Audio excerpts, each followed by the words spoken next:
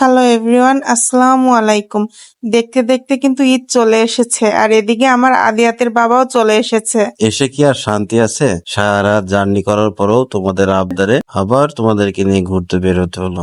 একটু ঘুরতে গেলে কি হয়, ঘুরতেই তো চেয়েছি, আর তো কিছু চাইনি। যাও, তোমাকে আর কখনো ঘুরতেই নিয়ে যেতে বলবো না। আরে বাবা, রাগ করো না, এমনিতেই বললাম। চলো তোমাদেরকে আজকে 100 বিঘার পুকুরটা দেখে নিয়ে আসি। তুমি কি আমাকে পাগল পেয়েছো? আমি রাগ করি আর তোমার সাথে ঘুরতে না যাই আর তুমি বেঁচে যাও। আমাকে কিন্তু এক জায়গায় ঘুরতে নিয়ে গেলে হবে না, আরো অনেক জায়গায় নিতে হবে, আর ফুচকা খাওয়াই নিয়ে আসতে হবে। রাজি? আচ্ছা ঠিক আছে, আজকে তুমি যা বলবা তাই হবে।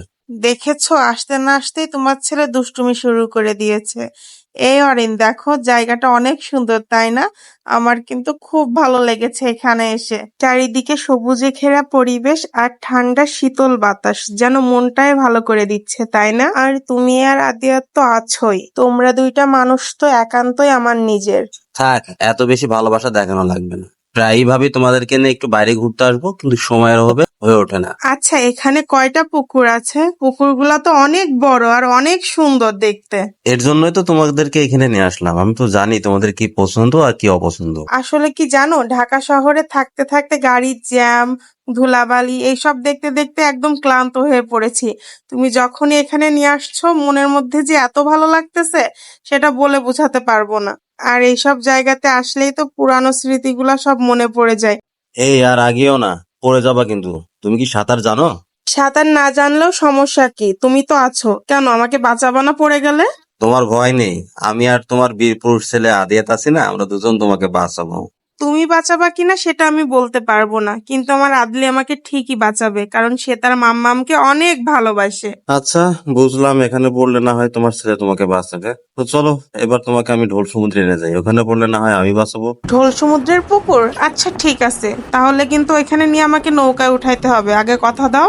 ঠিক আছে চলো, যদি নৌকা থাকে তোমাকে অবশ্যই আমি নৌকায় উঠাবো। আচ্ছা ঠিক আছে, কিন্তু সেই নৌকার মাঝি কিন্তু তোমাকে হতে হবে। এটা তুমি না বললেও আমি তো নৌকার মাঝে হতাম, কারণ আমার অনেক দিনের ইচ্ছা তোমাকে ঢোল সমুদ্রের পুকুরে নিয়ে যাব এবং পুকুরের মাঝখানে গিয়ে তোমাকে স্বীকার করাবো যে তুমি বলো আমার সাথে আর কোনোদিন ঝগড়া করবে না। আর যদি তুমি স্বীকার না করো তাহলে তো বুঝতেই পারছো ব্যাপারটা কি ঘটবে। এই শোনো, আমাকে ভয় দেখাতে এসো না, ঠিক আছে? তুমি যে আমাকে কেন নৌকাতে উঠাতে চাচ্ছ না সেটা আমি ঠিকই জানি। তোমার টাকা খরচ হবে এই জন্য, আর আমি বর্ণা কখনো ভয় পাই না, ঠিক আছে?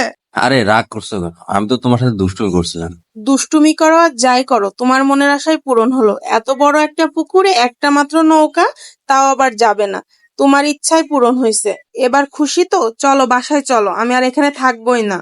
নৌকায় উঠতে পারিনি তো কি হয়েছে? চলো, আমি তোমাকে এখন তোমার পছন্দের জায়গায় ফুচকা খাওয়াতে নিয়ে যাব। আচ্ছা ঠিক আছে, আমার কিন্তু এক প্লেট ফুচকাতে হবে না। কোনো সমস্যা নেই, তুমি যত পারবে তত খাবে। আর আমার আইসক্রিম? এটা আর আমাকে মনে করে দিতে হবে না, এটা আমি জানি যে তোমার আইসক্রিম লাগবে, সেটা তুমি অবশ্যই পাবে। এই জানো, বিয়ের আগে কিন্তু আমি সব সময় এই মামার দোকান থেকেই ফুচকা খেতাম।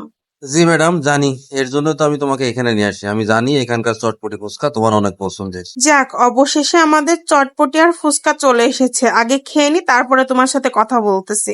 আর এগুলা কিন্তু সব আমার জন্য, তুমি খাইলে আবার অর্ডার দিয়ে নাও, যাও। তোমার ফুচকা খাওয়া দেখে আমি অবাক হয়ে যাই। একটা মানুষের ফুচকা এত পছন্দ হতে পারে? হ্যাঁ, এই ফুচকাটা আমার অনেক পছন্দ। কলেজ থেকে যাওয়ার সময় এই ফুচকাটা আমাকে খেতেই হবে। তুমি না ফুচকা খেতে এসেছো, এখন থেকে আমার চটপটির উপর তুমি ভাগ বসেছো, এটা কেমন হলো বল না? তোমার সবকিছুর উপরে ভাগ বসানোর অধিকার আমার আছে, বুঝেছো? বিয়ের পর থেকে সেটা তুমি হারে হারে বুঝতে পারছি ম্যাডাম। অরিন, জানো এই মামার হাতে না জাদু আছে। মামা যে এত সুন্দর করে ফুচকা বানায়, 5 বছর আগেও ঠিক যেমন খেয়েছি এখনো ঠিক সেই স্বাদ। হ্যাঁ, সবই ঠিক আছে, শুধু দামটা বেড়ে গেছে এই আর কি। আচ্ছা, সব জায়গায় তুমি টাকার হিসাব করো কেন? কিপটা কোথাকার। চলো, আমাকে একটা আইসক্রিম দাও আর আমাকে বাসায় নিয়ে চলো। জো হুকুম ম্যাডাম, চলেন এখন আপনাকে বাসায় নিয়ে যাই।